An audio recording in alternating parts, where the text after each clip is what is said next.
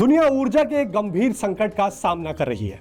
ऐसे वक्त में भारत ने ऊर्जा के अक्षय पात्र को हासिल करने की दिशा में एक महत्वपूर्ण उपलब्धि हासिल कर विश्व को चौंका दिया है।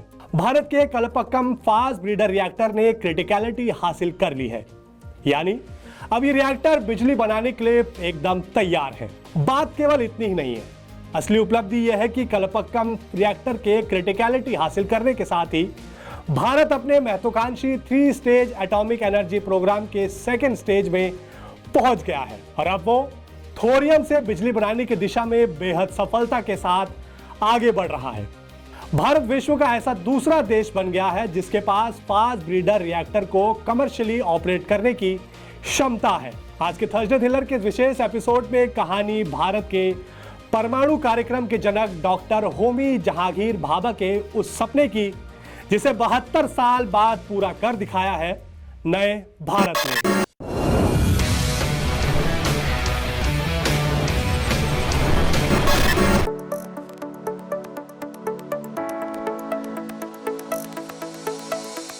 देश में एक खामोश क्रांति हुई है। दुनिया जब युद्ध, लड़खड़ाती इकोनॉमी और एनर्जी क्राइसिस के दुष्प्रभावों से जूझ रही थी, ऐसे में भगवान बुद्ध की तरह अविचल और स्थिर भारत चुपचाप बढ़ रहा था एक जबरदस्त और ऐतिहासिक उपलब्धि की ओर। इस दृश्य को ध्यान से देखिए। प्रधानमंत्री नरेंद्र मोदी तमिलनाडु के कलपक्कम में मौजूद 500 मेगावाट की क्षमता वाले भारत के पहले स्वदेशी फास्ट ब्रीडर रिएक्टर पर हैं। इसे कोई औपचारिक या राजनीतिक कार्यक्रम समझने की भूल मत करिएगा। यहाँ इस पल एक इतिहास आकार ले रहा है। दरअसल प्रधानमंत्री नरेंद्र मोदी उस ऐतिहासिक पल के साक्षी बन रहे हैं जब कलपक्कम के फास्ट ब्रीडर रिएक्टर में कोर लोडिंग की प्रक्रिया शुरू की जा रही है। कोर लोडिंग यानी रिएक्टर में फ्यूल भरने की ये वही महत्वपूर्ण प्रक्रिया है जिसके बाद 6 अप्रैल 2026 की रात 8:25 पर कलपक्कम के इस फास्ट ब्रीडर रिएक्टर ने क्रिटिकलिटी हासिल कर एक नया इतिहास रच दिया और पूरे विश्व में एटॉमिक एनर्जी के क्षेत्र में भारत की इस जबरदस्त उपलब्धि की शॉक वेव दौड़ा दी। क्योंकि किसी एटॉमिक रिएक्टर के क्रिटिकलिटी हासिल करने का मतलब है कि अब वो चेन रिएक्शन के लिए बिल्कुल तैयार है। यानी दूसरे शब्दों में कहें तो रिएक्टर अब बिजली बनाने जा रहा है। सोलर ऊर्जा से लेकर परमाणु ऊर्जा तक देश अपनी बिजली उत्पादन क्षमता को नई ऊंचाई तक लेकर जा रहा है। 6 अप्रैल को तमिलनाडु के कलपक्कम में 500 मेगावाट के प्रोटोटाइप फास्ट ब्रीडर रिएक्टर का क्रिटिकलिटी हासिल करना केवल एक रिएक्टर की उपलब्धि भर नहीं है, बल्कि ये ब्रीडर टेक्नोलॉजी में भारत की उस महारत का ऐलान है जिसे डेवलप करने में दुनिया के 6 सबसे अमीर देश $50 बिलियन खर्च करने के बावजूद असफल रहे। ब्रीडर टेक्नोलॉजी को डेवलप करने के लिए अमेरिका ने $15 बिलियन, जापान ने $12 बिलियन, ब्रिटेन ने $8 बिलियन और जर्मनी ने $6 बिलियन खर्च कर दिए। फ्रांस और इटली ने भी अरबों डॉलर खर्च करने के बाद प्रोजेक्ट को अधूरा छोड़ दिया। सभी ने कहा कि इस एटॉमिक टेक्नोलॉजी को हासिल करना बहुत मुश्किल और बहुत महंगा है, लेकिन भारत ने असंभव को संभव कर दिखाया है और केवल $90 करोड़ यानी लगभग 7,700 करोड़ रुपए में ही अपना पहला commercially viable prototype fast breeder reactor develop कर दुनिया को हैरानी में डाल दिया है। कलपक्कम के प्रोटोटाइप फास्ट ब्रीडर रिएक्टर यानी PFBR की डिजाइन से लेकर कंस्ट्रक्शन तक का पूरा काम स्वदेशी टेक्नोलॉजी पर ही आधारित है और इसमें 200 से अधिक भारतीय उद्योगों की सीधी भागीदारी रही है। कलपक्कम रिएक्टर के क्रिटिकलिटी हासिल करने के साथ ही भारत ने ऊर्जा आत्मनिर्भरता की ओर एक लंबी छलांग लगाई है। इस ऐतिहासिक उपलब्धि के साथ ही भारत ने उस 3 स्टेज न्यूक्लियर पावर प्रोग्राम के सेकंड स्टेज में प्रवेश कर लिया है जिसकी परिकल्पना की थी देश के परमाणु कार्यक्रम के जनक डॉक्टर होमी जहांगीर भाभा ने। ऊर्जा आत्मनिर्भरता से भरे भारत के भविष्य के लिए महत्वपूर्ण इस गौरवशाली उपलब्धि की अद्भुत कहानी को पूरा समझने के लिए आइए थोड़ा पीछे चलते हैं। 15 अगस्त 1947 भारत आजाद तो हो गया, लेकिन देश डूबा था गहरे अंधेरे में। ऐसे में ऊर्जा की कमी से जूझते देश को लालटेन युग से निकालकर जगमगाते भविष्य की ओर लेकर आए भारत के एटॉमिक एनर्जी प्रोग्राम के जनक महान वैज्ञानिक doctor Homi Jahangir Bhabha. With a doubling of the world's population within the next 100 years, which is the least that we can expect, this would exhaust the known reserves of fossil fuels in under a century. In exceptionally bad years of drought, and we had a succession of them in recent years, necessitating drastic power cuts. There were power cuts in 1953, 1956, 1957. It shows the absolute necessity of finding some new source of energy if the light of our civilization is not to be extinguished.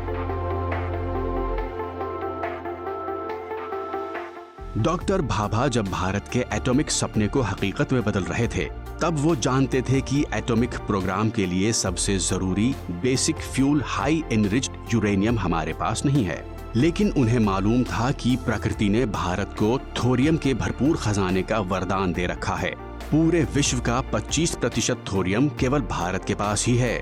इसीलिए doctor Bhabha ने भारत के atomic programme के लिए भरोसा किया thorium पर। Doctor Bhabha ने भारत के लिए ऊर्जा आत्मनिर्भरता हासिल करने के लिए ऐसी शानदार रणनीति बनाई जैसी कि उस वक्त कोई भी देश कल्पना तक नहीं कर सकता था।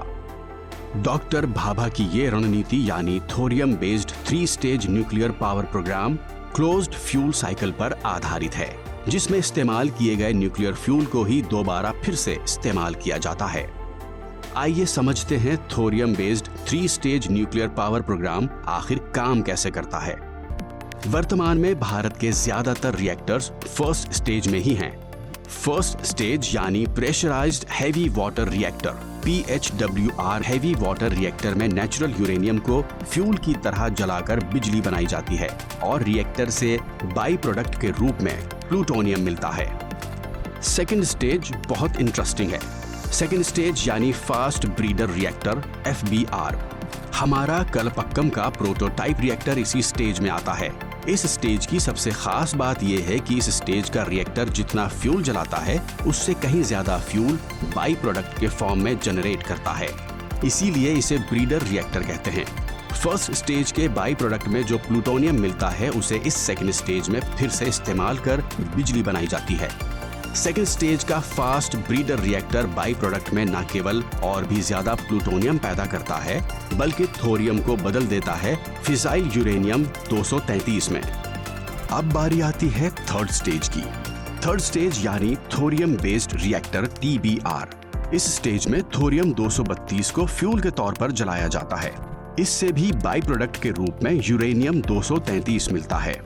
सबसे खास बात यह कि सेकेंड स्टेज और थर्ड स्टेज में मिलने वाले बाई प्रोडक्ट यूरेनियम 233 को फिर से थर्ड स्टेज में फ्यूल के रूप में जलाया जाता है और इसी के साथ हो जाती है शुरू 3 स्टेज न्यूक्लियर पावर प्रोग्राम की सेल्फ सस्टेनिंग थोरियम साइकिल, जो देश को किसी भी विदेशी मदद के बिना ले जाती है ऊर्जा आत्मनिर्भरता की ओर।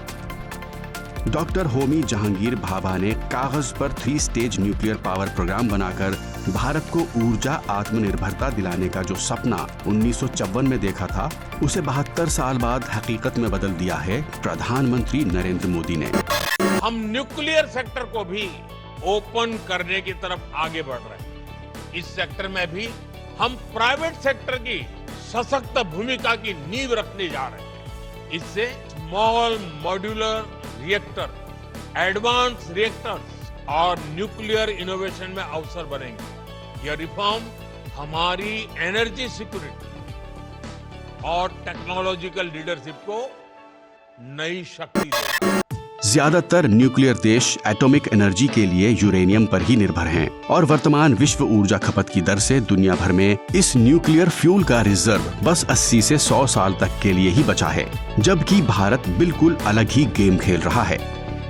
भारत के पास दुनिया भर के कुल यूरेनियम रिजर्व का मात्र 1 से 2% ही है, जो कि फर्स्ट स्टेज रिएक्टर्स के लिए सबसे जरूरी फ्यूल है, जबकि ओडिशा, केरल और आंध्र प्रदेश के तटीय इलाकों में विश्व का सबसे बड़ा थोरियम रिजर्व मौजूद है। भारत के पास इतना थोरियम है जो 3 स्टेज न्यूक्लियर पावर प्रोग्राम के पूरी क्षमता के साथ चलने पर अगले 700 साल तक बिजली दे सकता है। India's energy needs, because of India's population, are humongous. So definitely India need to have a good energy basket. That means there should be a nuclear energy, there should be a energy from the thermal products, there should be a energy for wind, so on and so forth. So under these circumstances, having achieved a criticality particularly is a very important achievement as far as India's nuclear program is concerned. प्रधानमंत्री नरेंद्र मोदी के नेतृत्व में सरकार clean energy source के रूप में atomic energy को promote कर रही है। इस संबंध में सरकार के महत्वपूर्ण एटॉमिक एनर्जी इनिशिएटिव्स पर डालते हैं एक नजर। शांति विधेयक। सरकार ने एक एटॉमिक एनर्जी सेक्टर में शांति विधेयक के साथ ऐतिहासिक नीतिगत बदलाव की घोषणा की है।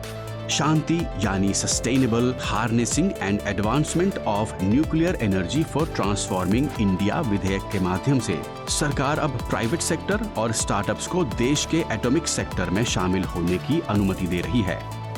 लक्ष्य और विस्तार। इस समय देश को अपने एटॉमिक रिएक्टर से करीब 8 गीगावाट की बिजली मिलती है।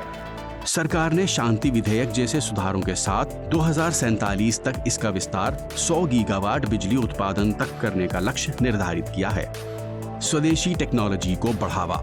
सरकार ने काकरापार में 700 मेगावाट के pressurised heavy water reactor PHWR को चालू करने के साथ ही स्वदेशी टेक्नोलॉजी को बढ़ावा दिया है। Fast breeder reactor. कलपक्कम में फास्ट स्टेज ब्रीडर रिएक्टर के माध्यम से यूरेनियम 238 को प्लूटोनियम में बदलने की तकनीक को बढ़ावा दिया गया है, जो कि भारत के थोरियम कार्यक्रम के लिए बहुत महत्वपूर्ण है। Small modular reactor. सरकार ने 2025-26 के बजट में स्मॉल मॉड्यूलर रिएक्टर के डिजाइन और विकास के लिए 20,000 करोड़ रुपए की धनराशि का आवंटन किया है। नए रिएक्टरों का निर्माण।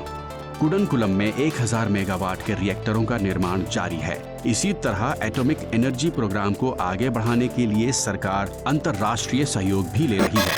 The Atomic Energy Act is planned to be amended in order to involve the private sector. That's a huge departure from the policy that the successive governments over the last half a century or so followed. प्रधानमंत्री नरेंद्र मोदी के नेतृत्व में देश हर क्षेत्र में आत्मनिर्भरता हासिल करके दिखाने के लिए संकल्पबद्ध होकर काम कर रहा है। Kalpakkam prototype fast breeder reactor की क्रिटिकलिटी और भारत के 3 स्टेज एटॉमिक एनर्जी प्रोग्राम का 2nd स्टेज में प्रवेश करना इसी प्रतिबद्धता की ताजा मिसाल है। अमेरिका, जापान, जर्मनी और दूसरे विकसित देश अरबों डॉलर खर्च करके भी जिस टेक्नोलॉजी को डेवलप करने में असफल साबित हुए, उसे भारत ने सफलतापूर्वक कर दिखाया है। भारत अब थोरियम क्रांति की ओर आगे बढ़ रहा है।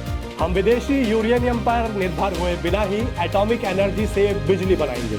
यह ऐसी शानदार उपलब्धि है जो विकसित भारत के निर्माण की ऊर्जा साबित होगी।